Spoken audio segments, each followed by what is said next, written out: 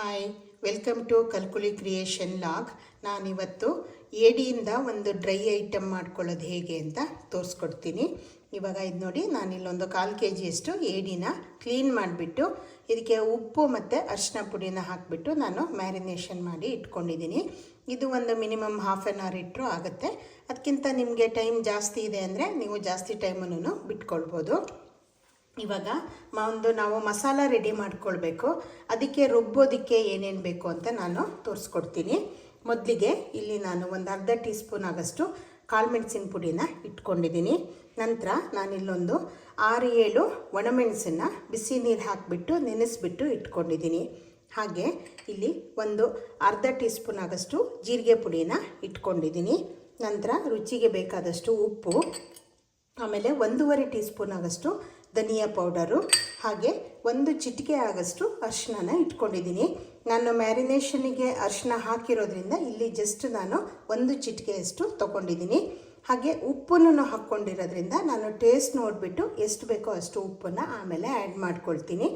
ನಂತರ ಇಲ್ಲಿ ಒಂದು ಅರ್ಧ ನಿಂಬೆಹಣ್ಣು ತೊಗೊಂಡಿದ್ದೀನಿ. ಹಾಗೆ ಒಂದು ಚಿಕ್ಕ ನೀರುಳ್ಳಿಯನ್ನು ಈ ರೀತಿ ಹೆಚ್ಚಿಬಿಟ್ಟು ಇಟ್ಕೊಂಡಿದ್ದೀನಿ. ಇವಾಗ ಫಸ್ಟು ನಾವು ಮಸಾಲಾನ ರೆಡಿ ಮಾಡ್ಕೊಳ್ಳೋಣ. ಇವಾಗ ನಾನು ಇದಕ್ಕೆ 1 ಟೀ ಸ್ಪೂನ್ ಆಗಷ್ಟು ಶುಂಠಿ ಬೆಳ್ಳುಳ್ಳಿ ಪೇಸ್ಟನ್ನು ಸಹ ಆ್ಯಡ್ ಮಾಡ್ಕೊಂಡ್ಬಿಟ್ಟು ನಾನು ಇದನ್ನು ನೀರು ಹಾಕ್ಕೊಂಡ್ಬಿಟ್ಟು ರುಬ್ಬಿ ಇಟ್ಕೊಂಡಿದ್ದೀನಿ. ಸ್ವಲ್ಪ ಗಟ್ಟಿಯಾಗಿನೇ ನೀವು ರುಬ್ಕೊಳ್ಳಿ, ತುಂಬ ನೀರಾಗಿ ಮಾಡ್ಕೊಳ್ಳೋದು ಬೇಡ. ನುಣ್ಣಗೆ ಈ ರೀತಿ ರುಬ್ಬಿಬಿಟ್ಟು ಇಟ್ಕೊಳ್ಳಿ. ನೀವು ಖಾರ ನೋಡ್ಕೊಂಬಿಟ್ಟು ನಿಮಗೆ ಖಾರ ಎಷ್ಟು ಬೇಕೋ ಅಷ್ಟು ಮೆಣಸನ್ನು ನೀವು ಹಾಕ್ಕೊಳ್ಬೋದು. ಖಾರ ಜಾಸ್ತಿ ಇದ್ದರೆ ಕಮ್ಮಿ ಮೆಣಸು ಮಾಡ್ಕೊಳ್ಳಿ. ಖಾರ ಕಡಿಮೆ ಇರೋವಂಥ ಮೆಣಸಾದರೆ ನೀವು ಸ್ವಲ್ಪ ಜಾಸ್ತಿನೂ ಹಾಕ್ಕೊಳ್ಬೋದು. ಖಾರ ನಿಮ್ಮ ಟೇಸ್ಟಿಗೆ ತಕ್ಕಂಗೆ ನೀವು ಮಾಡ್ಕೊಳ್ಳಿ. ಇವಾಗ ನಾವು ಒಗ್ಗರಣೆ ಮಾಡ್ಕೊಳ್ಳೋಣ. ಇವಾಗ ಮೊದಲಿಗೆ ನಾನು ಒಂದು ದಪ್ಪ ತಳದ ಪಾತ್ರೆಯನ್ನು ಇಟ್ಕೊಂಡ್ಬಿಟ್ಟು ಸ್ಟವ್ ಆನ್ ಮಾಡ್ಕೊಂಡಿದ್ದೀನಿ. ಸ್ಟವ್ದು ಸ್ವಲ್ಪ ಬಿಸಿ ಆಗ್ತಿದ್ದ ಹಾಗೆ ನಾವು ಫಸ್ಟಿಗೆ ಏಡಿನ ಸ್ವಲ್ಪ ಎಣ್ಣೆಯಲ್ಲಿ ಹುರ್ಕೊಳ್ಬೇಕಾಗತ್ತೆ. ಸೊ ಅದಕ್ಕೆ ನಾನಿಲ್ಲಿ ಮೊದಲಿಗೆ 1 ಟೇಬಲ್ ಸ್ಪೂನ್ ಆಗಷ್ಟು ಕೊಬ್ಬರಿ ಎಣ್ಣೆನ ತಗೊಳ್ತೀವಿ. ಯೂಶ್ವಲಿ ನಾವು ಯಾವುದಾದ್ರು ಸೀ ಫುಡ್ಗಳಿರುತ್ತಲ್ಲ ಅದಕ್ಕೆಲ್ಲ ನಾವು ಕೊಬ್ಬರಿ ಎಣ್ಣೆನೇ ಯೂಸ್ ಮಾಡೋದು. ನಾವು ಹೋಮ್ ಮೇಡ್ ಕೊಬ್ಬರಿ ಎಣ್ಣೆ ಏನಿರುತ್ತೆ ಅದನ್ನು ಹಾಕ್ಕೊಳ್ತೀವಿ. ಇವಾಗ ಇದು ಸ್ವಲ್ಪ ಬಿಸಿಯಾಗಿ ಅದು ಕರಗಲಿ. ಇವಾಗ ಇದು ಸ್ವಲ್ಪ ಬಿಸಿಯಾಗಿದೆ ಅಲ್ಲ ಎಣ್ಣೆ, ನಾವಿವಾಗ ಫಸ್ಟು ಇದಕ್ಕೆ ನೀರುಳ್ಳಿಯನ್ನು ಹಾಕ್ಕೊಳ್ಳೋಣ. ನಾವೇನು ಹೆಚ್ಚಿಟ್ಕೊಂಡಿದ್ದೀವಲ್ಲ ಆ ನೀರುಳ್ಳಿಯನ್ನು ಸೇರಿಸ್ಕೊಂಡ್ಬಿಟ್ಟು ಇದನ್ನು ಸ್ವಲ್ಪ ಫ್ರೈ ಮಾಡ್ಕೊಳ್ಳೋಣ. ನೀರುಳ್ಳಿ ತುಂಬ ಫಸ್ಟೇನೆ ನೀವು ಕೆಂಪಗಾಗಿ ಫ್ರೈ ಮಾಡ್ಕೊಳ್ಳೋದು ಬೇಡ. ಜಸ್ಟ್ 1-2 ನಿಮಿಷ ಇದನ್ನು ಫ್ರೈ ಮಾಡಿಕೊಂಡ್ರೆ ಸಾಕಾಗುತ್ತೆ. ಯಾಕಂದರೆ ಆಮೇಲೆ ನಾವು ಇನ್ನೂ ಡ್ರೈ ಮಾಡೋದ್ರಿಂದ ನೀವು ಮೊದಲೇನೇ ಜಾಸ್ತಿ ಇದನ್ನು ಫ್ರೈ ಮಾಡ್ಕೊಂಡ್ಬಿಟ್ರೆ ಆಮೇಲೆ ಅದು ಸುಟ್ಟು ಹೋಗೋ ಚಾನ್ಸಸ್ ಇರುತ್ತೆ. ನೀರುಳ್ಳಿ ಜಸ್ಟ್ ಸ್ವಲ್ಪ ಟ್ರಾನ್ಸ್ಪರೆಂಟ್ ಆಗಿದೆ ಅಲ್ಲ, ಇವಾಗ ನಾವು ಈ ಏಡಿಯನ್ನು ನಾವು ಮ್ಯಾರಿನೇಟ್ ಮಾಡಿ ಇಟ್ಕೊಂಡಿದ್ದೀವಲ್ಲ ಇದನ್ನು ಆ್ಯಡ್ ಮಾಡ್ಕೊಳ್ಳೋಣ.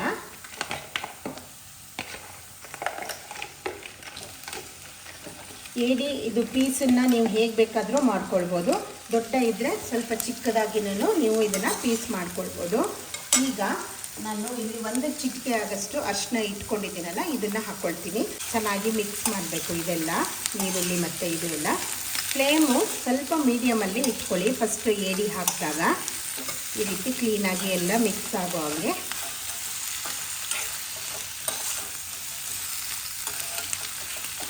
ಇವಾಗ ಇದು ಚೆನ್ನಾಗಿ ಮಿಕ್ಸ್ ಆಗಿದೆ ಅಲ್ಲ, ಇವಾಗ ಏಡಿಗೆಲ್ಲ ಸ್ವಲ್ಪ ಬಿಸಿ ತಾಗಿದೆ ಅಲ್ಲ, ಈ ಟೈಮಲ್ಲಿ ನಾನು 1 ಟೀ ಸ್ಪೂನ್ ಆಗಷ್ಟು ನಿಂಬೆಹಣ್ಣನ್ನು ಇದಕ್ಕೆ ಆ್ಯಡ್ ಮಾಡ್ಕೊಳ್ತಾ ಇದ್ದೀನಿ. ಇದು ಏಡಿದೆಲ್ಲ ಒಂಥರ ಸ್ಮೆಲ್ ಬರುತ್ತಲ್ಲ ಅದನ್ನೆಲ್ಲ ಕಮ್ಮಿ ಮಾಡುತ್ತೆ. ಹಾಗಾಗಿ ನೀವು ಆದಷ್ಟು ನಿಂಬೆಹಣ್ಣಿದ್ದರೆ ಅದನ್ನೇ ಯೂಸ್ ಮಾಡ್ಕೊಳ್ಳಿ. ಇದನ್ನು ಮತ್ತೊಂದು ಸರಿ ಮಿಕ್ಸ್ ಮಾಡಿಬಿಟ್ಟು ನಾವು ಸ್ವಲ್ಪ ಹೊತ್ತು ಲಿಡ್ ಕವರ್ ಮಾಡೋಣ. ಇದು ಚೆನ್ನಾಗಿ ಒಂಚೂರು ಬಿಸಿ ಎಲ್ಲ ಹಾಕ್ಕೊಳ್ಬೇಕು ಇದಕ್ಕೆ.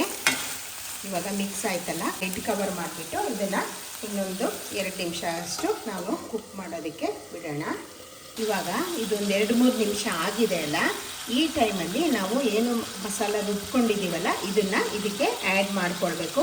ಫ್ಲೇಮನ್ನು ಫುಲ್ಲು ಲೋ ಅಲ್ಲೇ ಇಟ್ಕೊಳ್ಳಿ. ನೀವು ನಿಮಗೆ ಗ್ರೇವಿ ಜಾಸ್ತಿ ಬೇಕು ಅಂದರೆ ನೀವು ಜಾಸ್ತಿ ಮಸಾಲಾನ ಆ್ಯಡ್ ಮಾಡ್ಕೊಳ್ಬೋದು. ಇಲ್ಲ ನಿಮಗೆ ಸ್ವಲ್ಪ ಡ್ರೈ ಆಗಿ ಬೇಕು ಅನ್ನೋದಿದ್ದರೆ ನೀವು ಮಸಾಲಾನ ಕಡಿಮೆ ಆ್ಯಡ್ ಮಾಡ್ಕೊಳ್ಳಿ. ಇವಾಗ ಫಸ್ಟ್ ಒಂದ್ಸರಿ ಮಿಕ್ಸ್ ಮಾಡ್ಕೊಳ್ಳಿ. ಇದು ಚೆನ್ನಾಗಿ ಮಿಕ್ಸ್ ಆಗಲಿ.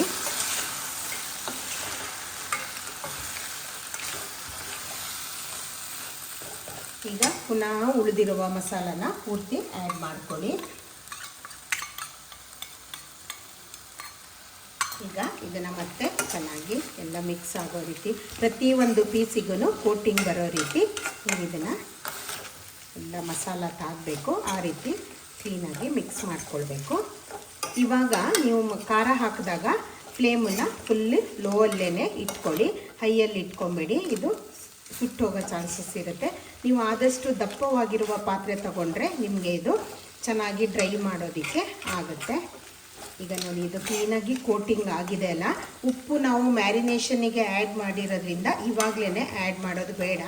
ಇದು ಸ್ವಲ್ಪ ಕುಕ್ ಆದಮೇಲೆ ನಾವು ನೋಡ್ಕೊಂಬಿಟ್ಟು ನಾವು ಮತ್ತೆ ಪುನಃ ಬೇಕಿದ್ದರೆ ಆ್ಯಡ್ ಮಾಡ್ಕೊಳ್ಬೋದು.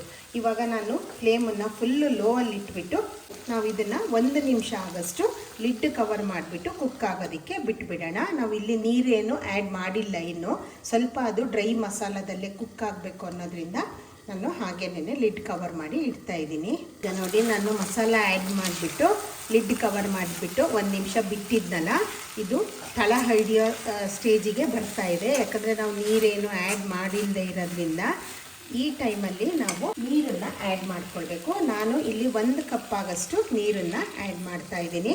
ನಿಮಗೆ ಗ್ರೇವಿ ಇದರಲ್ಲೇ ಬರುತ್ತೆ ಸ್ವಲ್ಪ ಗ್ರೇವಿ. ನಿಮಗೆ ಡ್ರೈ ಜಾಸ್ತಿ ಬೇಕು, ಗ್ರೇವಿ ಬೇಡ ಅನ್ನೋದಿದ್ರೆ ನೀವು ನೀರನ್ನು ಸ್ವಲ್ಪ ಕಮ್ಮಿ ಆ್ಯಡ್ ಮಾಡ್ಕೊಳ್ಬೋದು. ನಿಮಗೆ ಅಕ್ಕಿ ರೊಟ್ಟಿ ಅಥವಾ ನೀರು ದೋಸೆ ಅದ್ರ ಜೊತೆಗೆಲ್ಲ ಇದು ನಿಮಗೆ ಚೆನ್ನಾಗಿ ಒಂದು ಟೇಸ್ಟ್ ಕೊಡುತ್ತೆ. ಹಾಗಿದ್ರೆ ನೀವು ನೀರನ್ನು ಜಾಸ್ತಿ ಆ್ಯಡ್ ಮಾಡ್ಕೊಳ್ಬೋದು, ಆವಾಗ ನಿಮಗೆ ಸ್ವಲ್ಪ ಗ್ರೇವಿಯಾಗಿ ಸಿಕ್ಕುತ್ತೆ ಇದು. ಇಲ್ಲ ನಮಗೆ ಡ್ರೈ ಆಗಿನೇ ಬೇಕು ಅನ್ನೋದಿದ್ರೆ ನೀವು ನೀರನ್ನು ಕಮ್ಮಿ ಮಾಡ್ಕೊಳ್ಳಿ. ಈಗ ಪುನಃ ಮತ್ತೆ ನಾನು ಲಿಡ್ ಕವರ್ ಮಾಡಿಬಿಟ್ಟು ಫ್ಲೇಮನ್ನು ಮೀಡಿಯಮ್ ಟು ಲೋ ಅಲ್ಲಿ ಇಟ್ಬಿಟ್ಟು ನಾನು ಇನ್ನೂ ಒಂದು 3-4 ನಿಮಿಷ ನಾನು ಇದನ್ನು ಕುಕ್ ಆಗೋದಕ್ಕೆ ಬಿಡ್ತೀನಿ. ಈಗ ನೋಡಿ 1-2 ನಿಮಿಷ ಆಗಿದೆ. ನಾನು ಪುನಃ ಲಿಡ್ ಓಪನ್ ಮಾಡಿಬಿಟ್ಟು ಇದನ್ನು ಮತ್ತೊಂದು ಸರಿ ಕ್ಲೀನಾಗಿ ಕೈಯೆಲ್ಲ ತಿರ್ಗಿಸ್ಕೊಳ್ತಾ ಇದ್ದೀನಿ.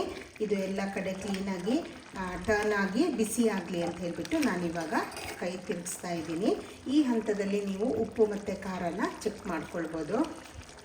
ಈಗ ಇದು ಸ್ವಲ್ಪ ಉಪ್ಪು ಕಡಿಮೆ ಇರೋದ್ರಿಂದ ನಾನು ಇಲ್ಲಿ ಇನ್ನೊಂದು ಅರ್ಧ ಟೀ ಸ್ಪೂನ್ ಆಗಷ್ಟು ಉಪ್ಪನ್ನು ಆ್ಯಡ್ ಮಾಡ್ಕೊಳ್ತೀನಿ. ಇದು ರಸ ಡ್ರೈ ಆಗೋದ್ರಿಂದ ಮತ್ತು ಉಪ್ಪಾಗೋ ಚಾನ್ಸಸ್ ಇರುತ್ತೆ. ಸೊ ಹಾಗಾಗಿ ನೀವು ನೋಡಿಬಿಟ್ಟು ಆ್ಯಡ್ ಮಾಡ್ಕೊಳ್ಳಿ. ಖಾರ ಬೇಕು ಅಂದ್ರೂ ನೀವು ಇವಾಗ ಅಚ್ಚಕಾರದ ಪುಡಿಯನ್ನು ಹಾಕ್ಕೊಳ್ಬೋದು. ಹಾಗೆ ಹುಳಿ ಬೇಕು ಅಂದರೆ ನೀವು ಲಿಂಬೆಹಣ್ಣನ್ನು ಆ್ಯಡ್ ಮಾಡ್ಕೊಳ್ಳಿ. ಇವಾಗ ನೋಡಿ ರಸ ಎಲ್ಲ ಸ್ವಲ್ಪ ಡ್ರೈ ಆಗಿದೆ. ಅವಾಗಿನ್ನೂ ನೀರಾಗಿ ಇತ್ತಲ್ಲ ಗ್ರೇವಿ, ಇವಾಗ ಸ್ವಲ್ಪ ದಪ್ಪ ಆಗ್ತಾಯಿದೆ. ಹಾಗೇನೇ ಏಡಿಗೆ ನೀವು ಶುಂಠಿಯನ್ನು ತುಂಬ ಜಾಸ್ತಿ ಹಾಕ್ಕೊಳ್ಬೇಡಿ, ಯಾಕಂದರೆ ಅದು ಸ್ವಲ್ಪ ಏಡಿನೇ ಹೀಟ್ ಆಗಿರೋದ್ರಿಂದ ಮತ್ತು ನೀವು ಜೀರಿಗೆ ಹಾಕೋದ್ರಿಂದ ಅದು ನಿಮಗೆ ಸ್ವಲ್ಪ ತಂಪಾಗೋನು ಇದಾಗುತ್ತೆ. ಇವಾಗ ಇದು ರಸ ಡ್ರೈ ಆಗ್ತಾ ಇದೆಯಲ್ಲ, ನೀವು ಉಪ್ಪು ಮತ್ತು ಖಾರ ಚೆಕ್ ಮಾಡ್ಕೊಂಡ ನಂತರ ನಾನು ಇಲ್ಲಿ ಇದಕ್ಕೆ 1.5 ಟೇಬಲ್ ಸ್ಪೂನ್ ಆಗಷ್ಟು ತುಪ್ಪನ ಆ್ಯಡ್ ಮಾಡ್ತಾ ಇದ್ದೀನಿ. ಇದು ಆಪ್ಷನಲ್ಲು, ಆದರೆ ನೀವು ಆ್ಯಡ್ ಮಾಡಿದ್ರೆ ಇದು ಚೆಂದ ಟೇಸ್ಟ್ ಕೊಡುತ್ತೆ. ಇದು ಸ್ವಲ್ಪ ಗ್ರೇವಿಯಾಗಿ ಬರುತ್ತೆ. ನೀವು ಗೀ ರೋಸ್ಟ್ ಅಂತ ಮಾಡಿಕೊಂಡ್ರೆ ಇದು ಫುಲ್ಲು ಡ್ರೈ ಆಗಿನೇ ಬರುತ್ತೆ. ನಿಮಗೆ ಸ್ವಲ್ಪ ಗ್ರೇವಿಯಾಗಿ ಬರಬೇಕು ಅನ್ನೋದಿದ್ರೆ ನೀವು ಇದು ಇಷ್ಟಕ್ಕೇನೆ ಆಫ್ ಮಾಡ್ಕೊಳ್ಬೋದು. ಇಲ್ಲ ನಿಮಗೆ ಫುಲ್ ಡ್ರೈ ಬೇಕು ಅಂದರೆ ನೀವು ಇನ್ನೂ ಡ್ರೈ ಮಾಡ್ಕೊಳ್ಬೋದು. ಇದನ್ನು ಹೀಗೆ ಓಪನ್ ಆಗಿ ಮತ್ತೆ ಸ್ವಲ್ಪ ಹೊತ್ತು ನಾವು ಕುಕ್ ಮಾಡಿದ್ರೆ ಇದು ರಸ ಡ್ರೈ ಆಗುತ್ತೆ. ಇಲ್ಲ ನಿಮಗೆ ಫುಲ್ ಡ್ರೈ ಬೇಕು ಅಂದರೆ ನೀವು ಫ್ಲೇಮನ್ನು ಸ್ವಲ್ಪ ದೊಡ್ಡ ಇಟ್ಕೊಂಡು ಡ್ರೈ ಮಾಡ್ಕೊಳ್ಬೋದು. ಇದು ಇವಾಗ ನೋಡಿ ಎಲ್ಲ ನೀರೆಲ್ಲ ಡ್ರೈ ಆಗಿಬಿಟ್ಟು ಸ್ವಲ್ಪ ತುಪ್ಪ ಎಲ್ಲ ಬಿಡೋದಕ್ಕೆ ಸ್ಟಾರ್ಟ್ ಆಗಿದೆ. ನಿಮಗೆ ತುಪ್ಪ ಬೇಡ ಅಂದರೆ ನೀವು ಅದನ್ನು ಸ್ಕಿಪ್ ಮಾಡ್ಕೊಳ್ಬೋದು. ಆದರೆ ತುಪ್ಪ ಹಾಕಿದ್ರೆ ಇದು ಫ್ಲೇವರು ಬೇರೆ ಥರ, ಟೇಸ್ಟು ಬೇರೆ ಥರ ಬರುತ್ತೆ.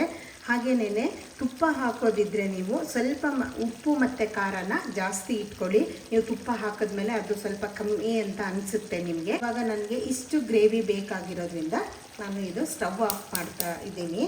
ಸ್ಟವ್ ಆಫ್ ಮಾಡಿಬಿಟ್ಟು ಇದಕ್ಕೆ ನಾನು ಪುನಃ 1 ಟೀ ಸ್ಪೂನ್ ಆಗಷ್ಟು ನಿಂಬೆ ರಸನ ಈ ರೀತಿ ಆ್ಯಡ್ ಮಾಡ್ಕೊಳ್ತಾ ಇದ್ದೀನಿ. ಇದು ಸ್ವಲ್ಪ ಹುಳಿ ಆಗಿ ಇದ್ರೇ ಚೆನ್ನಾಗಿರುತ್ತೆ. ಆಮೇಲೆ ಖಾರನೂ ಅಷ್ಟೇ ಸ್ವಲ್ಪ ಜಾಸ್ತಿಯಾಗಿ ಇದ್ದರೆ ಇದು ಚೆನ್ನಾಗಿ ಬರುತ್ತೆ. ಹಾಗೆ ನಾನು ಹಾಕುವಂಥ ಎಲ್ಲ ರೆಸಿಪಿಗಳು ನಿಮಗೆ ಇಷ್ಟ ಆಗುತ್ತೆ ಅಂತ ಭಾವಿಸ್ತೀನಿ. ನನ್ನ ಇಂತಹ ರೆಸಿಪಿಗಳಿಗಾಗಿ ನನ್ನ YouTube channel Kalkuli creation log ಏನಿದೆ ಅದನ್ನು ಸಬ್ಸ್ಕ್ರೈಬ್ ಮಾಡ್ಕೊಳ್ಳಿ, ಲೈಕ್, ಶೇರ್. ಇದನ್ನು ಟ್ರೈ ಮಾಡಿಬಿಟ್ಟು ಹೇಗೆ ಅನ್ನಿಸ್ತು ಅಂತ ನನಗೆ ಕಮೆಂಟ್ ಮಾಡಿ.